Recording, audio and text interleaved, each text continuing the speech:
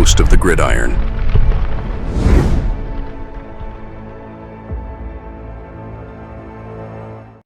All right, well, the Giants, they got a decision coming up, right? They got their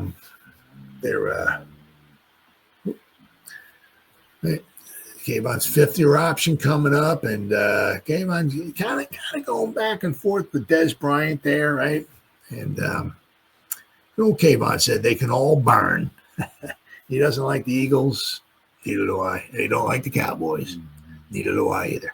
So the only reason why I like the Cowboys a little bit is because my son likes the Cowboys. I'm not sure why he likes the Cowboys, but so yeah, Cowboys. I'm not despised by the Cowboys quite as bad as I am with the Eagles. Absolutely can't stand the Eagles. But anyway, but Kayvon. Oh yeah. So Giants have no choice but to make this massive contract decision. So.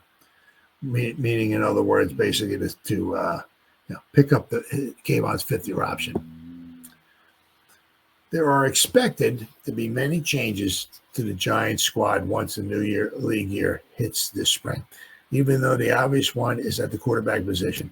As they're slated to pick third overall in the upcoming NFL draft, New York also has another decision to make with one of their former first-round selections. Pass rusher Kayvon Thibodeaux, who the Giants drafted with the fifth overall pick back in 2022, is scheduled to have his fifth-year player option picked up or declined this offseason. Despite not setting the league on fire during his rookie season, as Kayvon only compiled 4 sacks, he has improved each year. After Big Blue's disastrous 2024 season, this should be a no-brainer if the Giants want to return to relevance in the ultra-competitive NFC East. Should the Giants pick up Kayvon's fifth-year option? That aforementioned 4-sack rookie campaign in 2022, Thibodeaux turned things around in a major way during the 2023 season, racking up 11.5 sacks. Even though he had just 5.5 sacks the following season, in 2024, the former Oregon Duck missed over a month due to a wrist injury he suffered in October. So you figure, he might have maybe another 2 sacks, maybe. So he would have had 7 sacks, somewhere around there. Would you like more than that? Yeah, but once again, it could have been worse. But injuries have certainly been an issue for Kayvon. He also missed the first 2 games of the 2022 season after suffering a sprained MCL in preseason. Well, that's because the dude came in and just took his knee out. You know what I mean? So, and apparently that was a legal block. Then we go in and take a guy's knee out. Yeah, that's legal. Yeah. Tell you what, if they did that against Patrick Mahomes, the guy would be kicked out of the league, fined $700 trillion. And not only that, that was the Bengals. The Bengals would have been kicked out of the league as well, too. If a player went in there and took out Patrick Mahomes' knee, like they did with Kayvon, oh yeah. And the Chiefs would have been awarded the next 312 Super Bowls, too. But when he's healthy, he's exactly the kind of pass rusher the Giants front needs. In just 3 seasons in the NFL, the 24-year-old has proven he can pressure quarterbacks and disrupt opposing offensive lines while also emerging as a leader on defense. Kayvon's presence alongside Brian Burns and Dexter Lawrence gives the Giants one of the best defensive lines in football. Despite a record-setting 14 losses in 2024, the Giants' defense started the year strong, allowing fewer than 21 points in each of the first 6 games. Very impressive. Sure, you can't give all the credit to Kayvon and the defensive line, but they were certainly a factor. Picking up Kayvon's fifth-year option should be a no-brainer for Joe Schoen and the Giants front office. Injuries have been a concern, but they drafted him 5th overall for a reason. Pick up the option, keep him healthy, and expect another strong season from Kayvon in 2025. Absolutely. Absolutely.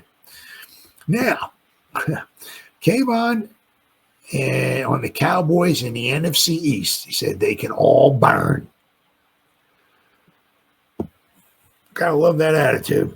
Apparently, I guess Saquon last year didn't have the same attitude toward the rest of the NFC East. Retired New York Giants defensive end Justin Tuck and running back Brandon Jacobs hated the Cowboys during their playing days, and that disdain remains in retirement. There's never been any love lost between the two franchises, but with the Giants a shell of their former selves, they've been forced to suffer in silence over the past decade. No more, says Kayvon. After a week-long feud with Des Bryant that has played out on social media, Kayvon appeared on Radio Row at Super Bowl alongside teammate Bobby Okereke and laid into the Cowboys. And I guess he said, F the Cowboys, Kayvon told Zach Gelb. Much love to Des. He's a media connoisseur and me, you know. I just like to roast people. When the offseason comes and I've got a little more free time, why not give the fans something to say? The back and forth between Kayvon and Des began during the NFC Championship game and continued over the course of a week plus. At one point, Bryant suggested the rap in person, which Okereke admits he'd like to see. Charity boxing match, the veteran suggested, coming soon. Meanwhile, Kayvon acknowledged that the beef isn't over and likely won't be for some time. No, the beef isn't over. As long as as he represents the Cowboys, the beef will never be over, Kayvon said. There's no personal beef, but all just Cowboys-Giants beef. There's just no room for a Cowboy. Asked if Dallas is the team he hates most, Kayvon initially said no, but then went back on to address the NFC as a whole. I hate the Eagles more, he said. Good. Honestly, I hate them all equal. They can all burn. I hate them all equal. Maybe, just maybe, Kayvon can help give the Giants back an edge they've been missing over the past 10-plus years. The players should hate the Cowboys and the Eagles and the Commanders. That's what the NFC East is all about. You got that right. You know, I mean, it just, you know. I mean, it's you know, it's kind of changed a little. I mean, football's still the same. It will always be passing and running and all that stuff and everything. But, you know, it's just some of that disdain and hatred and all of that. It's just not there anymore. It's not, you know, I mean, a lot of it's not. I mean, you know, because you can do and get away with a lot more than you were able to do in the past. You know, obviously going back when I was watching in the 70s and stuff like that, you know, taking, you know, gang tackling a guy and just hitting him and just stuff like that and all that. Right? It's a lot of that. It's just not the same. You know, I mean, there was a lot of animosity and all that between all the teams. I mean, obviously, when I first started watching, it was 5 teams because the Cardinals were there. There was the Cardinals, the Redskins, the Eagles, the Cowboys, and the Giants. So it was 5 teams, all hated each other. But after the Cardinals left, and it was just down to 4. You know, I mean, obviously, there will always be that hatred for it and everything, but it's just not quite the same. But I mean, that's what the NFC is all East is all about. You got to you respect them. Absolutely. You respect them. You don't fear them. You respect them. But, you know, after the game's over with, you know, obviously you shake hands and all that and everything. But, yeah, I just hate those teams. Can't stand those teams. And, you know, it's just really annoying, right, when you hate the teams and they just keep getting the best of you year in and year out. So hopefully one year before I die, if I can actually see the Giants back up on top again, it'll be fantastic. It'd do my heart so much good. Do my heart so much good.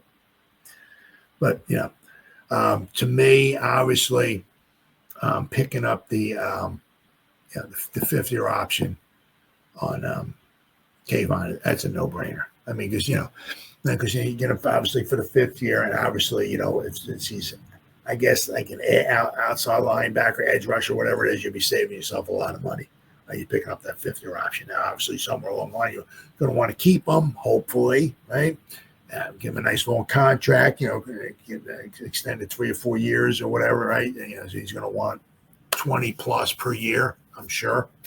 But that's putting the cart before the horse. I mean, you got him for at least 2 more years on the relative cheap, right? You got him this season, pick up his 5th-year option, whatever that'll wind up being, $15 million or something like that, whatever. So, but next year the Giants do have a lot of money.